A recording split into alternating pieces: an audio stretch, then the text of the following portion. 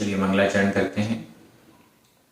नमो अरिहंताणं नमो सिद्धाणं नमो आयर्याणं नमो उवज्झायाणं नमो लोये सौवसाहूणं।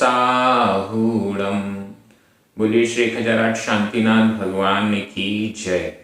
आचार्य गुरुवर विद्यासागर समय सागर जी महाराज की जय।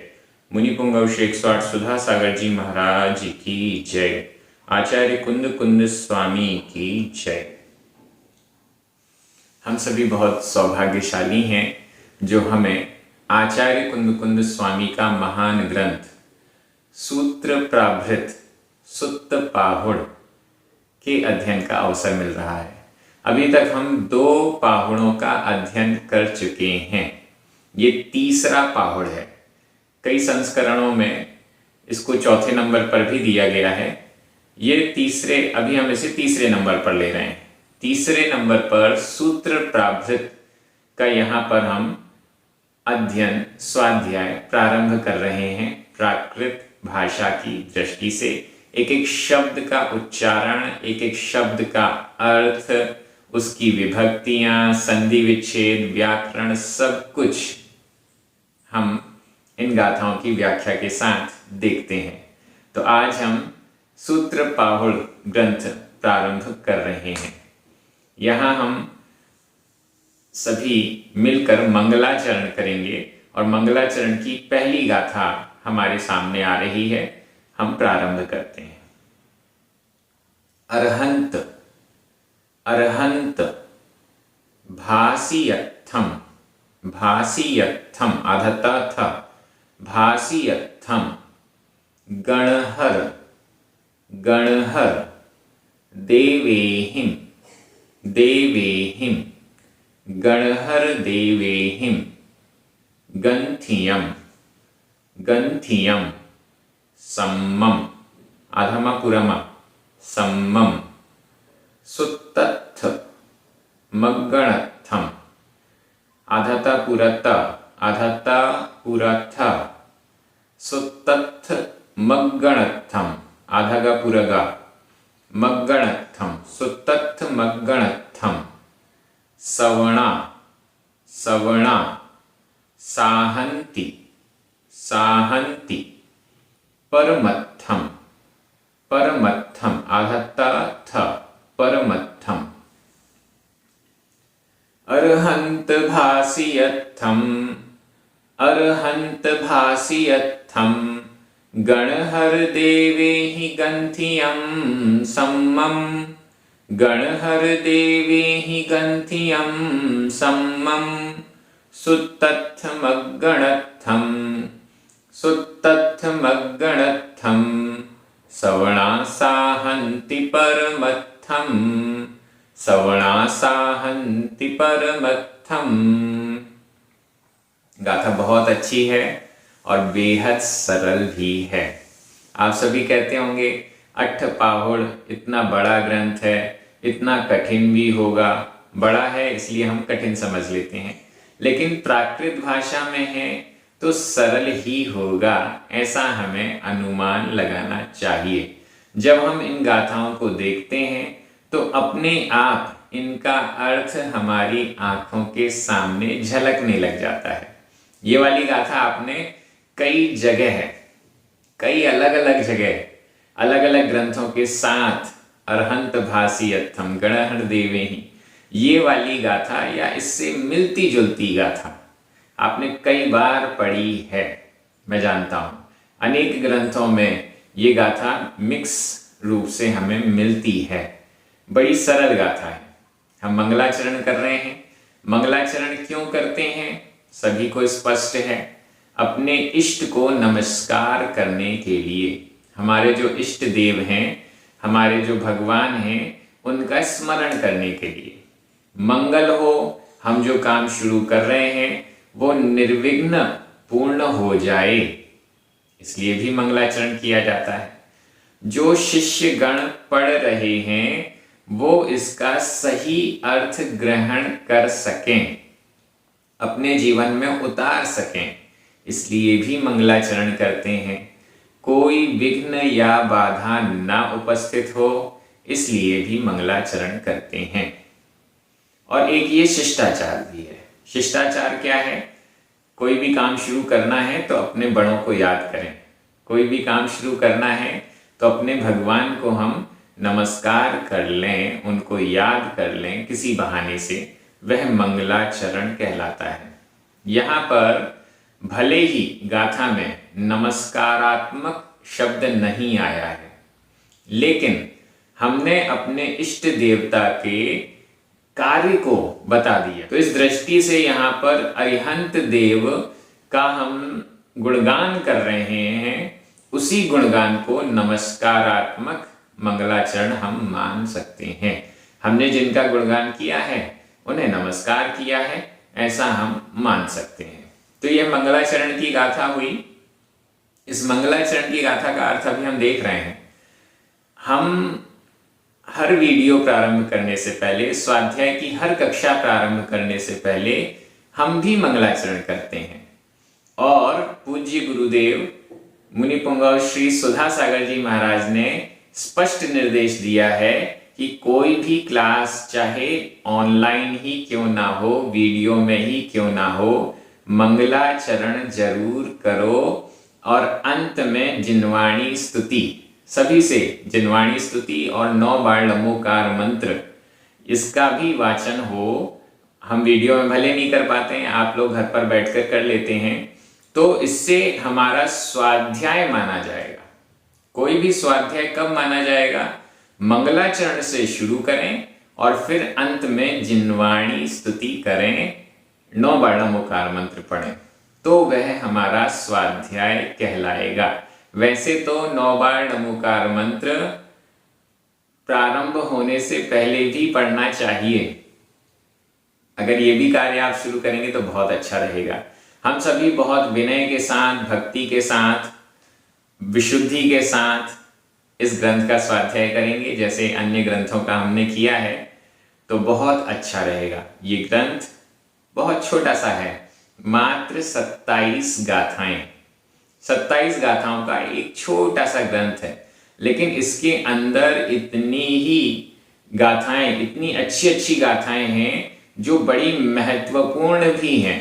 मैं आपको सब्जेक्ट बिल्कुल नहीं बताऊंगा कि आगे क्या क्या आने वाला है, लेकिन जैसे जैसे ये गाथाएं आपके सामने आएंगी, आप कहेंगे कि ये तो बहुत अपूर्व बातें, अपूर्व चर्चाएं हमारे सामने आ रही हैं, जो कभी सुनी ही नहीं, सोची ही नहीं कि आचार्य गण भी ऐसा लिख सकते हैं। वह भी हमें इस सूत्र प्राभृत में मिलने वाला है। तो मुझे तो लगता है कि हम सभी बड़े उत्साहित हैं और ये ग्रंथ 1 महीने मैक्सिमम, अधिक से अधिक 1 महीने में पूर्ण हो जाएगा। प्रतिदिन 2-2 गाथाएं होंगी, तो 3 हफ्ते और 4 हफ्ते, चौथे हफ्ते में हमारा यह ग्रंथ पूर्ण हो जाएगा। आप सभी को एक नियम कोई ना कोई अपनी मर्जी से अवश्य लेना है। जब तक यह ग्रंथ पूर्ण नहीं होता तब तक के लिए मैंने भी नियम लिया, मैं नींबू का त्याग करता हूं। जब तक यह ग्रंथ पूर्ण नहीं होगा तब तक नींबू का त्याग रहेगा। आप लोग भी जो नियम लें वो कमेंट बॉक्स में लिखते जाएं। ये एक इतिहास बन रहा है। जब भी कोई इस वीडियो को देखेगा, कमेंट बॉक्स में देखेगा कि किसने कौन कौन सा नियम लिया था। तो आप अवश्य लिखें, आप अपना नाम और अपना त्याग दोनों एक साथ लिख दें। नाम नहीं लिखना है तो ना लिखें, लेकिन त्याग क्या लिया है वो जरूर लिखें। तो चलिए अब हम अर्थ देखते हैं। अरहंत भासी अर्थम। अरहंत, अरहंत, अरिहंत परमेष्ठी, अरिहंत परमेष्ठी के द्वारा, अरिहंत परमेष्ठियों के द्वारा भासी अर्थम, यहां संधि विच्छेद कर लीजिए। भासीय, य में छोटा आ है, और प्लस अथम, यहां भी छोटा आ है। 2 छोटे अ मिलकर बड़ा आ हो गया, लेकिन अथम में आधा ता और था, ये संयुक्त अक्षर है और संयुक्त अक्षर से पहले वाला जो स्वर है, प्राकृत भाषा में यह नियम है कि वह स्वर छोटा ही होगा, लघु ही होगा। तो इसलिए ये जो बड़ा आ है वो वापस छोटा अ हो गया। भासीय अत्थम, भासीय भाषित, कहा हुआ। अरिहंत, अरिहंत परमेष्टियों के द्वारा भाषित, कहा हुआ। अर्थ यानी पदार्थ, ऐसा अर्थ, ऐसा पदार्थ, या यहां सूत्र पाहुड़ चल रहा है तो यह सूत्र क्या है, इसकी विशेषता हमारे सामने आ रही है। पहली विशेषता ये हो गई अरहंत भासी अत्थम, ये अरिहंत भगवानों के द्वारा, अरिहंत परमेष्टि के द्वारा, केवली भगवानों के द्वारा, सर्वज्ञ भगवान के द्वारा भाषित पदार्थ है इन सूत्रों में। सूत्र किसे कहते हैं? जो अरिहंत भगवान के द्वारा भाषित है, कहा हुआ है। तो सबसे पहली बात हो गई अरिहंत भाषित पदार्थ, इसका विषय है। अरिहंत के, अरिहंत परमेष्टियों के, केवलियों के, सर्वज्ञों के द्वारा कहा हुआ जो पदार्थ है, अर्थ है, विषय है, वो इसमें समाहित रहता है सूत्रों में। भाषित, भासीय, यह भूतकालिक कृदंत का प्रयोग है। आप सभी कहते होंगे, आप में से कुछ लोग कहते होंगे ये कृदंत आप बताते हैं, हमें तो समझ में ही नहीं आता।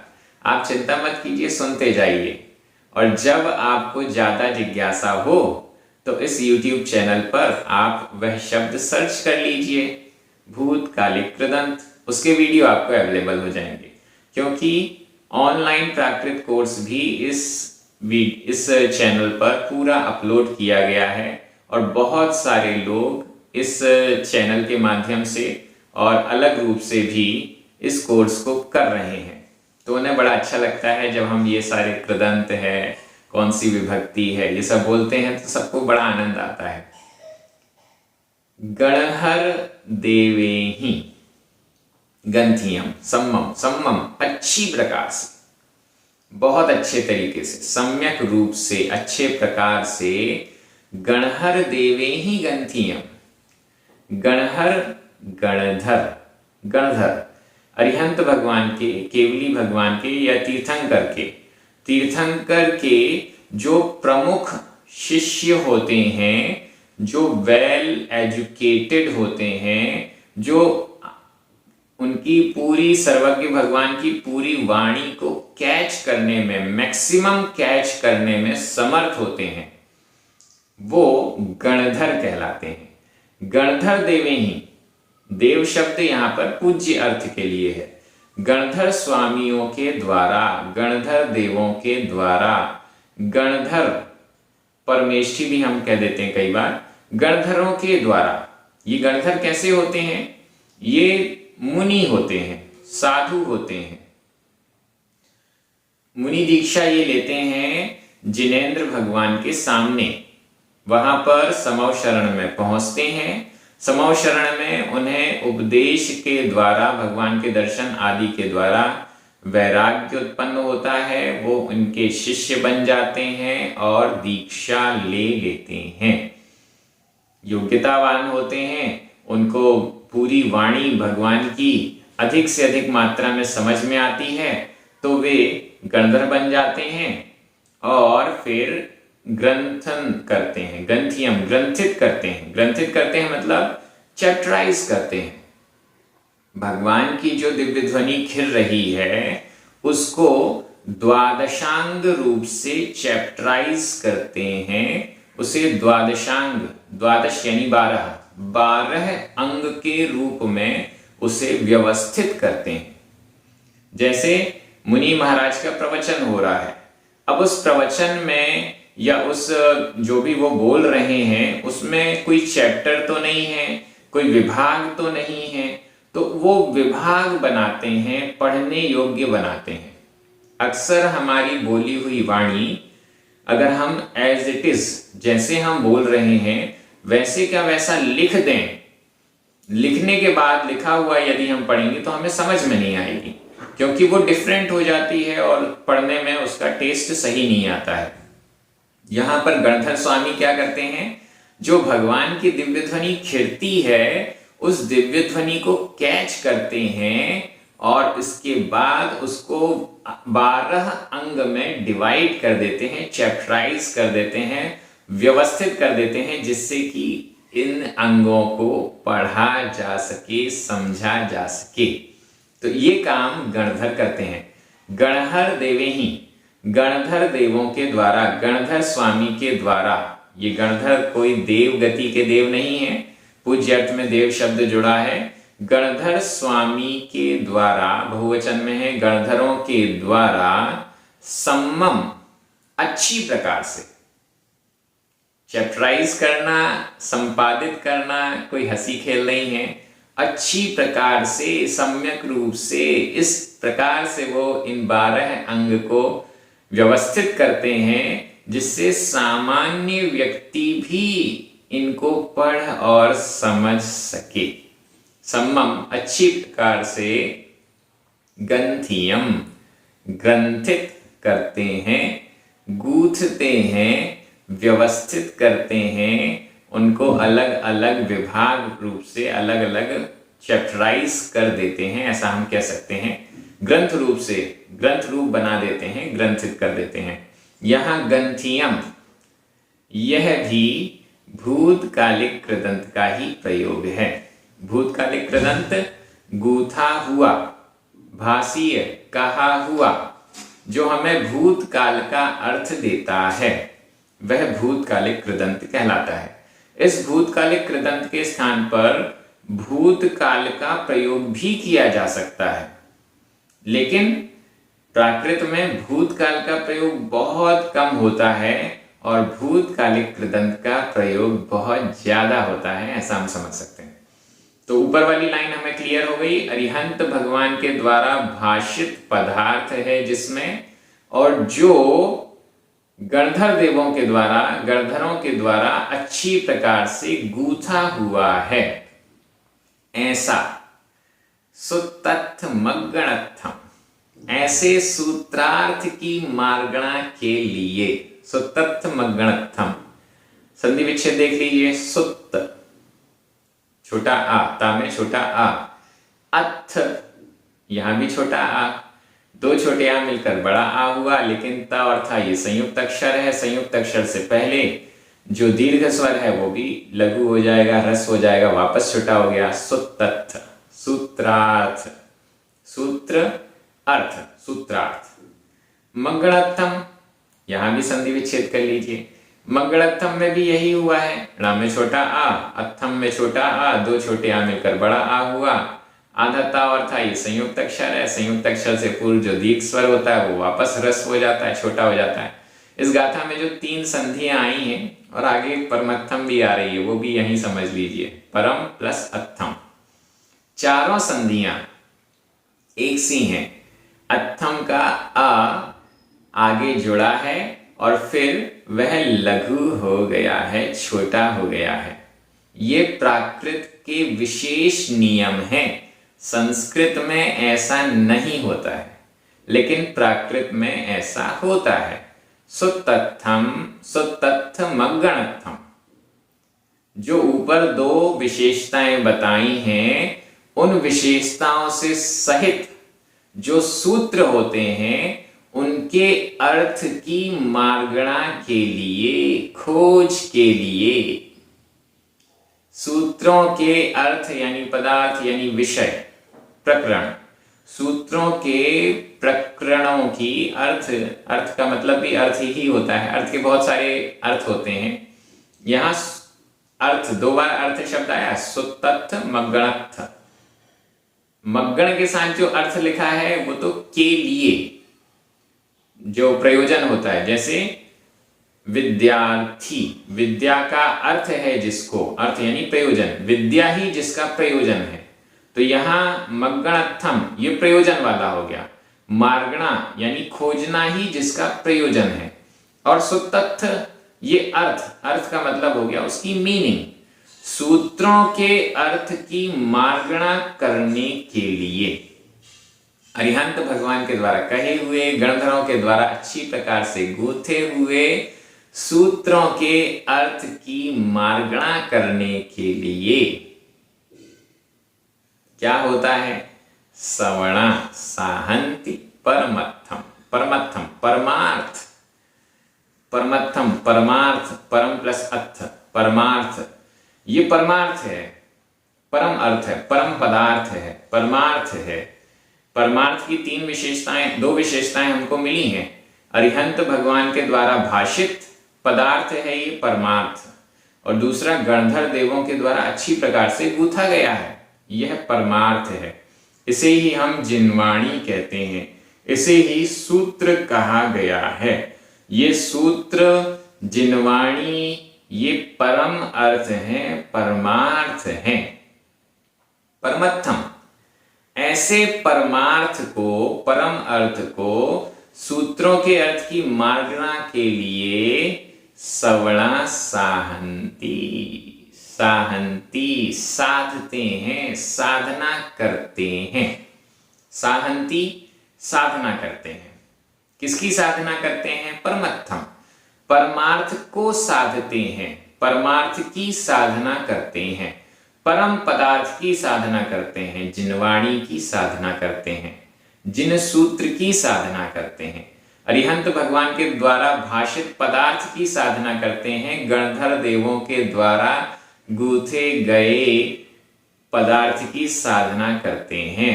ऐसे परमार्थ को साहंती साधते हैं, साधना करते हैं। कौन साधना करते हैं? सवणा, सवणा, सवण, श्रमण।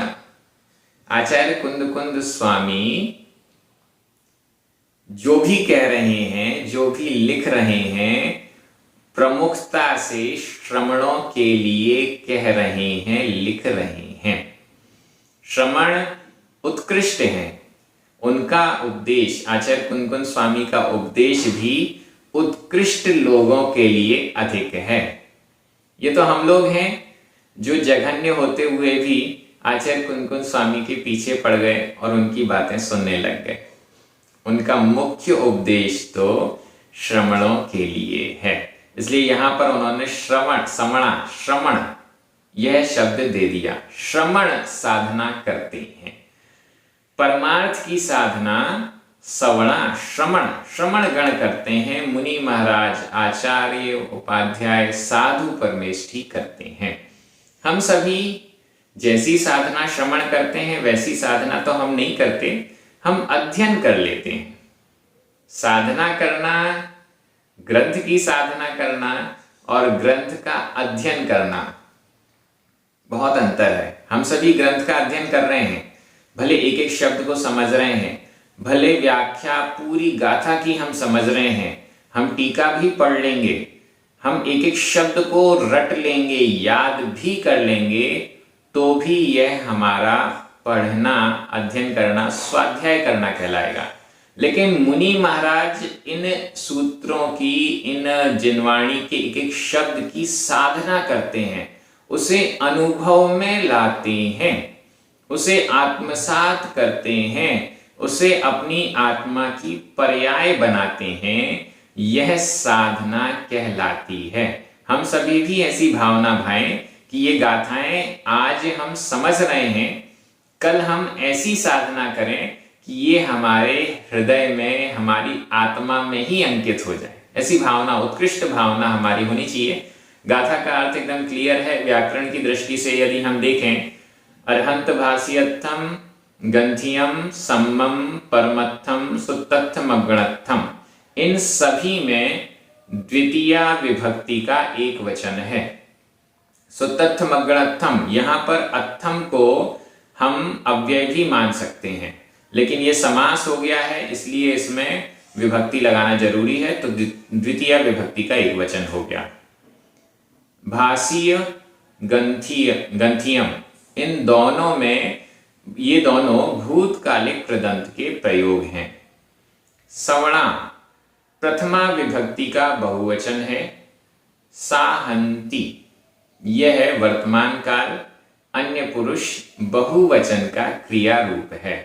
बड़ी सरल व्याकरण है, कोई कठिन है ही नहीं। थोड़ा सा आपको समझ में आ जाएगा, सारी चीजें क्लियर दिखने लग जाएंगी।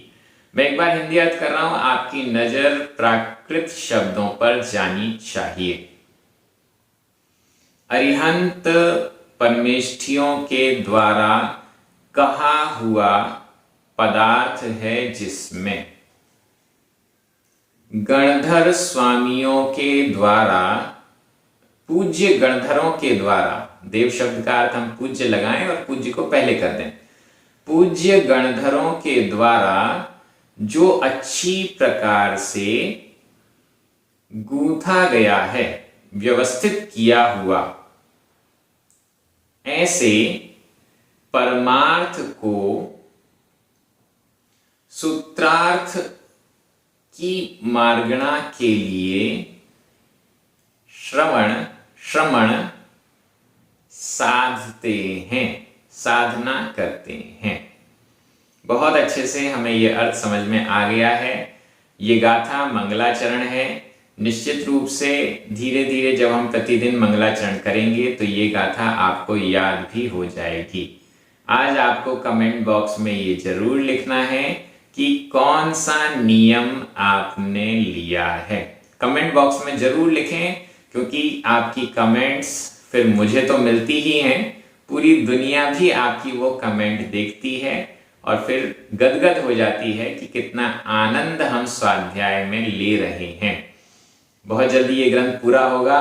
सभी बहुत अच्छे से, जैसे पूर्व में ग्रंथों का स्वाध्याय किया है, हमने पहले कठिन ग्रंथों का भी, पंचास्तिकाय जैसे कठिन ग्रंथ का भी हमने स्वाध्याय इस YouTube चैनल्स के माध्यम से किया है। अब ये ग्रंथ तो बड़े सरल हैं उस अपेक्षा से, तो बहुत अच्छे से हम सभी अध्ययन करेंगे। जो नए लोग जुड़ रहे हैं उनसे आग्रह है कि चैनल को सब्सक्राइब जरूर कर लीजिए, क्योंकि आगे जो भी वीडियोस आएंगे इसी चैनल पर आएंगे। सब्सक्राइब कीजिए, जो बेल का आइकन होता है उस पर भी आप क्लिक कर दीजिए, जिससे आपको नोटिफिकेशन भी मिलता है। कमेंट भी कीजिए, वीडियो को लाइक भी कीजिए और दूसरों को शेयर भी कीजिए। चलिए, क्लास अपनी पूर्ण हुई। जिनवाणी स्तुति करें, 9 बार नमोकार मंत्र पढ़ें। सभी को जय जिनेंद्र।